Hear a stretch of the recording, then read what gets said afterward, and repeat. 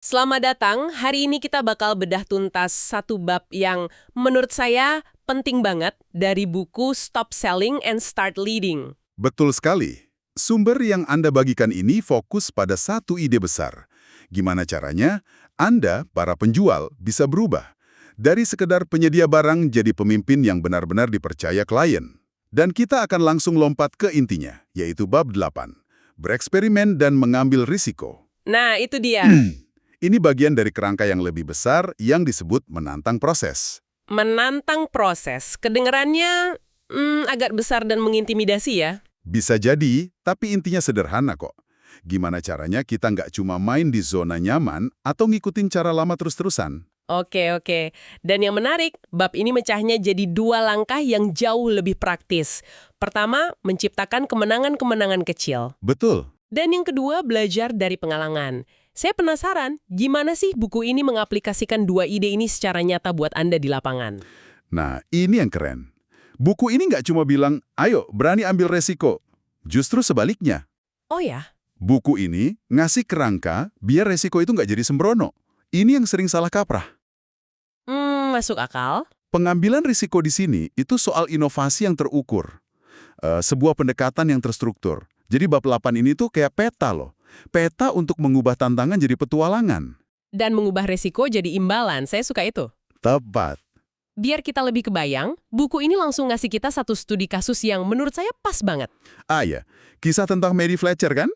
Betul, dia seorang penjual yang berhadapan dengan sebuah perusahaan minuman kerajinan. Dan ini bukan tantangan biasa. Perusahaan minuman ini botolnya punya bentuk yang unik banget. Dan mereka mau label yang super rumit. Super rumit gimana tuh?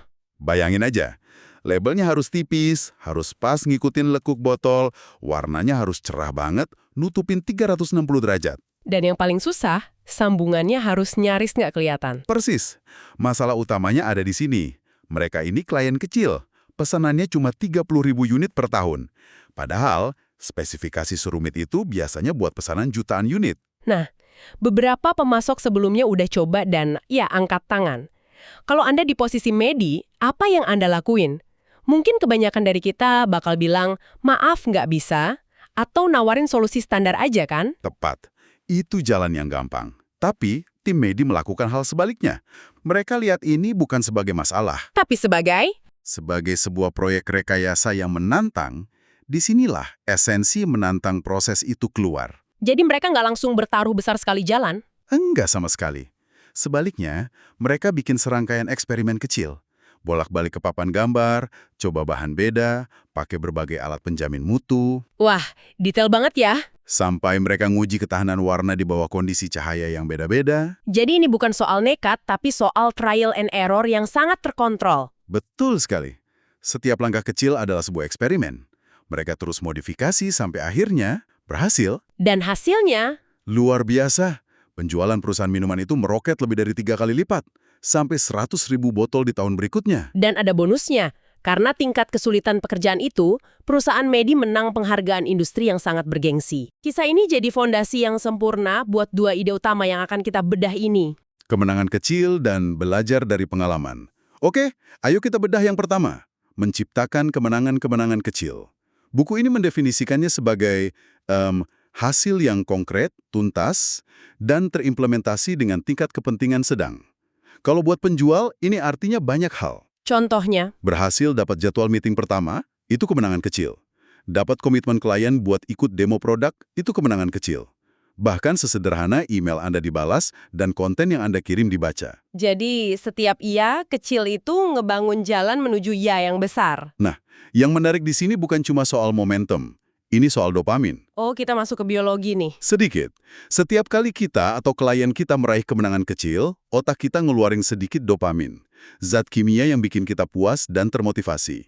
Jadi, dengan memecah proyek besar jadi kemenangan-kemenangan kecil, kita sebenarnya lagi kayak meretas biologi klien kita dan tim kita sendiri biar tetap semangat. Anda menangkapnya dengan sempurna. Anda membuat proses yang sulit terasa lebih menyenangkan. Wow, saya suka cara Anda membingkainya. Jadi ini bukan cuma soal manajemen proyek, tapi soal psikologi manusia. Persis? Ini ngubah gunung yang tadinya kelihatan mustahil didaki, jadi serangkaian bukit kecil yang bisa kita taklukkan satu persatu. Dan setiap puncak bukit yang kita capai, itu ngasih suntikan semangat buat lanjut ke bukit berikutnya. Masuk akal banget. Kemenangan kecil ini juga meminimalkan risiko kegagalan total. Kalaupun satu langkah kecil gagal, dampaknya nggak besar, dan kita bisa langsung belajar dan perbaiki. Jauh lebih baik daripada ambil satu langkah raksasa yang kalau gagal, semuanya langsung runtuh. Nah, buku ini lalu menghubungkan ide ini ke sebuah konsep psikologi yang keren, semacam mental baja gitu. Istilah teknisnya mereka sebut psychological hardness. Ketahanan psikologis. Apa sebenarnya maksudnya dan apa hubungannya sama kemenangan kecil? Psychological hardness itu kemampuan buat menghadapi stres tingkat tinggi dengan cara yang positif. Oke. Ada 3 pilar utamanya: komitmen, kontrol, dan tantangan. Orang yang punya ketahanan tinggi itu punya komitmen pada tujuan mereka. Mereka nggak gampang nyerah. Betul.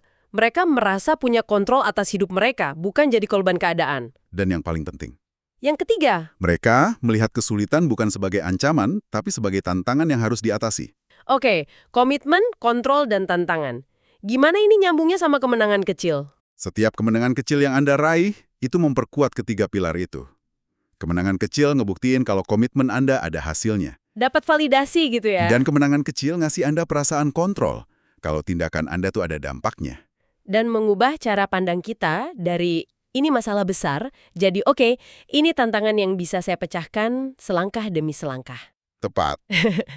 Ada contoh yang kuat banget di buku ini soal penjual bernama Haley Katzman. Ya, kasus Haley. Dia dapat email penolakan yang bukan cuma nolak, tapi juga kasar banget. Sejujurnya, kalau saya dapat email sekasar itu, reaksi pertama saya mungkin hapus dan blokir. Kebanyakan orang juga begitu, merasa diserang secara personal kan? Banget. Tapi Haley, yang mencontohkan psychological hardiness, justru melihatnya sebagai tantangan. Disinilah 3 pilar itu bermain. Pertama, kontrol. Dia nggak biarin emosinya ngambil alih. Dia memilih muluk mengontrol reaksinya. Kedua, tantangan. Dia membingkai ulang email kasar itu bukan sebagai serangan, tapi sebagai data. Umpan balik yang jujur, meskipun cara nyampeinnya jelek. Dan yang ketiga, komitmen. Dia tetap komit sama tujuannya, yaitu ngebantu klien ini dan menangin bisnisnya. Dia nggak nyerah. Tepat. Jadi apa yang dia lakukan? Dia analisis setiap kritik pedas di email itu, seolah-olah itu masukan konstruktif. Berdasarkan itu, dia rombak total proposalnya. Lalu dia kirim lagi. Dia pada dasarnya mengubah racun jadi obat. Dan hasilnya benar-benar kayak di film ya. Calon klien itu nelpon balik. Bukan cuma buat bahas proposal baru, tapi buat minta maaf. Minta maaf atas kekasarannya. Dia terkesan dengan profesionalisme Haley. 3 bulan kemudian, mereka tanda tangan kontrak. Ini contoh sempurna bagaimana mengubah kegagalan kecil menjadi kemenangan.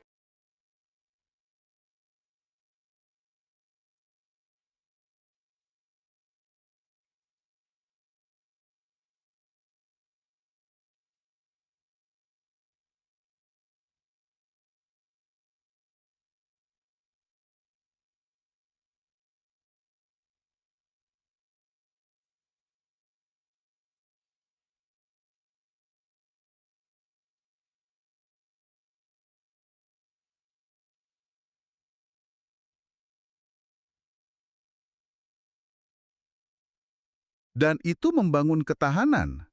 Setiap kali kita berhasil melewati rintangan seperti itu, otot mental kita jadi lebih kuat buat hadapin tantangan berikutnya. Dan itu menciptakan siklus yang positif. Semakin Anda tangguh, semakin berani Anda ambil tantangan. Semakin banyak tantangan, semakin banyak kemenangan kecil, dan seterusnya. Oke, jadi kemenangan kecil itu membangun ketahanan. Tapi, namanya juga bereksperimen, pasti ada gagalnya kan? Kita nggak mungkin menang terus. Pasti. Nah, gimana cara kita nyikapin kegagalan itu? Kayaknya ini nyambung langsung ke ide kedua di bab ini. Belajar dari pengalaman. Benar sekali, dan poin ini seringkali bertentangan dengan naluri alami banyak orang. Apalagi di dunia penjualan. Kenapa tuh? Karena kita kan dilatih buat selalu tampil sempurna, punya semua jawaban, dan nggak pernah nunjukin kelemahan.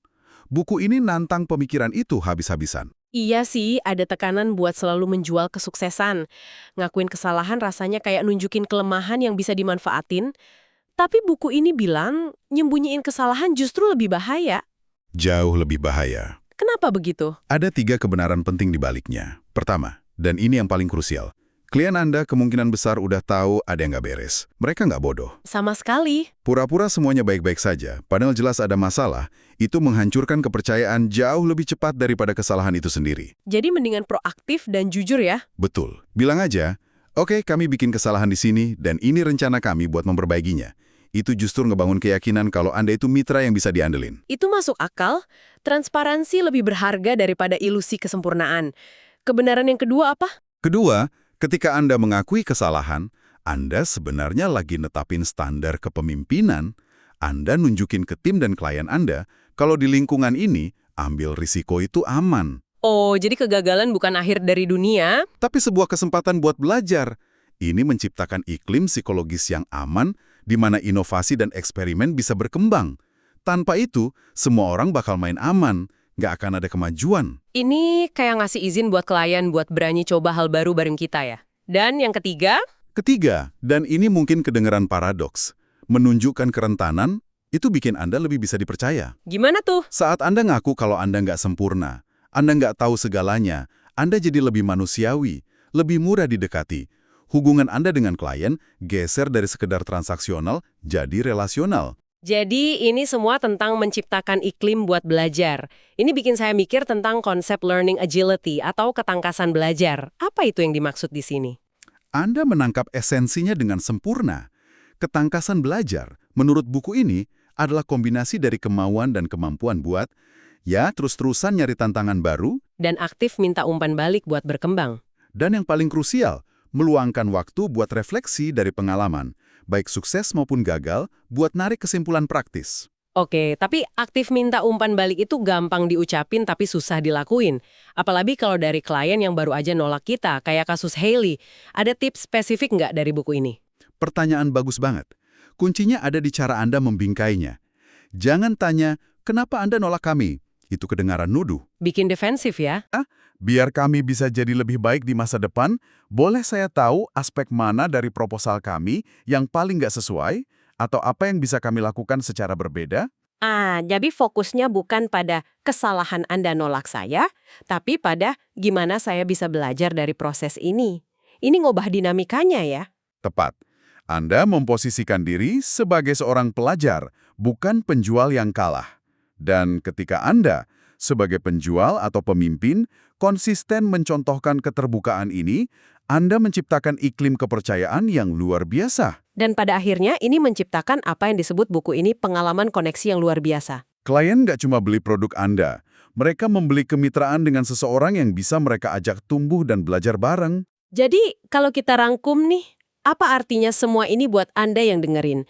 Bab 8, bereksperimen dan mengambil risiko, ini sama sekali bukan soal pertaruhan yang sembrono atau nekat. Bukan sama sekali. Justru sebaliknya, ini soal pendekatan yang metodis dan disiplin terhadap inovasi. Anda memecah tantangan besar yang menakutkan jadi kemenangan-kemenangan kecil yang bisa dikelola. Buat bangun momentum dan yang terpenting, bangun ketahanan mental. Dan Anda memperlakukan setiap hasil, terutama kegagalan, bukan sebagai akhir cerita, tapi sebagai data. Sebagai kesempatan belajar yang paling berharga. Inilah cara Anda bertransformasi. Dari sekedar penjual, Menjadi mitra kepemimpinan sejati. Anda ngebangun kepercayaan, mendorong kolaborasi nyata, dan pada akhirnya memungkinkan Anda dan klien Anda buat mencapai hal-hal luar biasa. sebagai penutup, kami ingin meninggalkan sebuah pemikiran untuk Anda renungkan. Buku ini menekankan pentingnya belajar dari pengalaman Anda sendiri. Namun, bagaimana jika Anda bisa satu langkah lebih maju? Bagaimana jika Anda bisa secara sistematis belajar dari pengalaman kegagalan klien Anda dengan pemasok lain di masa lalu? Bagaimana Anda bisa mengubah proses penemuan Anda, tidak hanya untuk mengungkap kebutuhan mereka saat ini, tetapi juga untuk membedah pelajaran yang didapat dari upaya mereka sebelumnya?